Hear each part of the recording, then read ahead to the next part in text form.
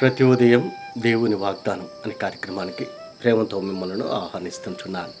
యువతి కాల సమయంలో దేవుడు మన కొరకు ఏర్పాటు చేసినటువంటి వాక్యభాగము 41వ కీర్తన మొదటి వచనాన్ని ధ్యానించుకుందాం. 41వ కీర్తన మొదటి వచనాన్ని ధ్యానించుకుందాం. బీదలను కటాక్షించువాడు ధన్యుడు, ఆపత్కాలమందు యెహోవా వానిని తప్పించును.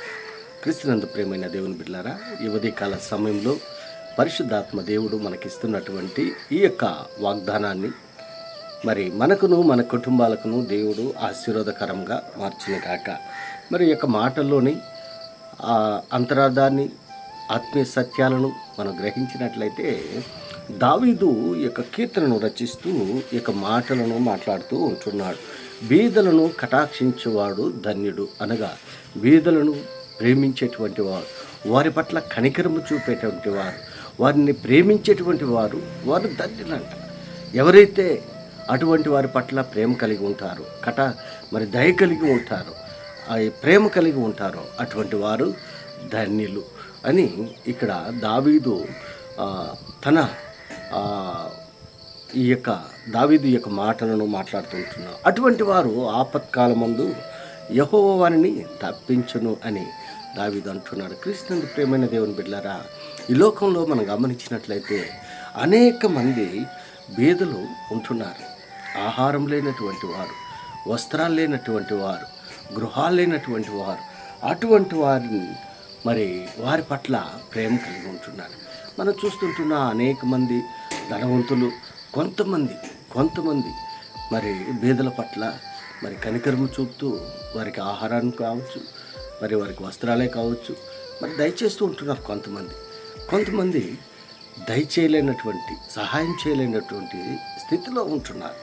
అందుకే మరి ఆపత్కాలం ముందు అటు చేసేటువంటి వారికి ఆపత్కాలం ముందు యెహోవా వారిని తప్పించును అనగా వారి శ్రమల్లో నుండి కావచ్చు, వారి కష్టాల్లో నుండి కావచ్చు, ఇరుకుల్లో నుండి కావచ్చు, ఇబ్బందుల్లో నుండి కావచ్చు, వాటన్నిటిలో నుండి యెహోవా తప్పించును. ఎవరైతే అటువంటి వారి పట్ల ప్రేమ కలిగి ఉంటారో, ఎవరైతే ఆ బీదల పట్ల మరి కటాక్షం కలిగి ఉంటారో అటువంటి వారిని దేవుడు ప్రేమిస్తూ ఉంటున్నాడు, కటాక్షిస్తూ ఉంటున్నారు.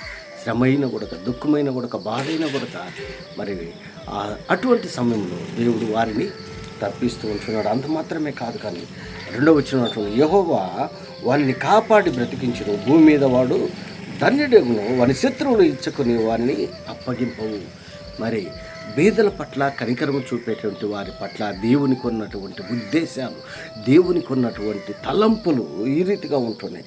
ఎవరైతే బీదలను కటాక్షిస్తారో యెహోవా వారిని కాపాడి బ్రతికించును. అట్టాటి మనస్సు కలిగి ఉన్నటువంటి వారిని దేవుడు మరి కటాక్షిస్తాడని అక్కడ మనం చూస్తూ ఉంటున్నాం. వారిని శత్రువులు ఇచ్చుకు వారిని అప్పగింపవు, రోగశీ మీద యెహోవా వారిని ఆదరించును, రోగము కలుగుగా నీవే వారిని స్వస్థపరచుడు. మరి బేదల పట్ల కనికరము చూపించినప్పుడు కలిగేటువంటి ఆశీర్వాదాలు మరి ఏ రీతిగా ఉన్నాయంటే యెహోవాని కాపాడును. అంత మాత్రమే కాదు, భూమి మీద వాడు ధన్యుడవుతూ ఉంటున్నాడు. దేవుని ఆశీర్వాదాలు ఎంత బలమైనవి, ఎంత గొప్పవి, ఎంత ఆశీర్వాదకరంగా ఉంటున్నాయి. అంత మాత్రమే రోగశీ మీద యెహోవా వారిని ఆదరించును, రోగము కలుగా నీవే వారిని స్వస్థపరచుదువు. దేవుని యొక్క ప్రేమ, దేవుని యొక్క కృప ఏ రీతిగా ఉంటున్నదంటే మరి బీదల పట్ల ప్రేమ కలిగి ఉన్నటువంటి సమయంలో కలిగేటువంటి ధన్యతలు, ఆశీర్వాదాలు ఇక్కడ మనం చూడగలం. క్రీస్తునందు ప్రేమైన దేవుని బిడ్డలారా, ఈ లోకంలో మనం గమనించినట్లయితే ఆహారం లేనటువంటి వారు, వస్త్రాలు లేనటువంటి వారు, గృహాలు లేనటువంటి వారు అనేక మంది ఉంటున్నారు. మనకు కలిగినదే మనము వారి పట్ల మరి వారిని కటాక్షించేటువంటి కార్యం ఉండాలి మనం. ఎందుకనగా దేవుని నమ్మినటువంటి బిడ్డలుగా మనం ఉంటున్నాం. నిరాశ్రయులైనటువంటి వారి పట్ల మనం కనికరము చూపినప్పుడు దేవుడు మనకిచ్చేటువంటి ఆశీర్వాదాలు ఎంతో మరి విలువైనవి, గొప్పవిగా ఉంటున్నాయి. మరి లోకంలో చూస్తూ ఉంటున్నాం. విపత్తులు కలిగినప్పుడు అనేక మంది వారి పట్ల కటాక్షం చూపుతూ ఉంటున్నారు. దేవుని నమ్మినటువంటి బిడ్డలుగా మన పరిస్థితి ఏంటి? మనము కటాక్షం కలిగి ఉంటున్నామా బేదల పట్ల?